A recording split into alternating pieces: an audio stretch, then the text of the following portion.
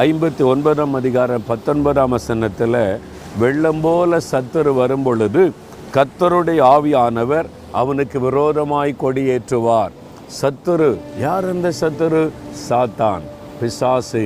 இந்த உலகத்தில் கிரியை செய்கிற அந்த தீய வல்லமைன்னு நம்ம சொல்கிறோமே, அந்த சாத்தான் வெள்ளம் போல வருவானா, தேவ பிள்ளைகளுக்கு விரோதமாய் வெள்ளம் போல வந்து அழித்து விடும்படி முயற்சி பண்ணுவானா. அப்படி பிசாசு எழும்பி வரும்போது ஆவியானவர் சொல்லுவார், நெல், இதுக்கு மேலே என் பிள்ளைகளை நெருங்கக்கூடாது, கொடியேற்றி விடுவார், ஜெய கொடியேற்றுவார், இதை தாண்டி நீ வர முடியாது, என் பிள்ளைகளை தொட முடியாது என்று சொல்லி தேவன் நம்மை பாதுகாக்கிறார்.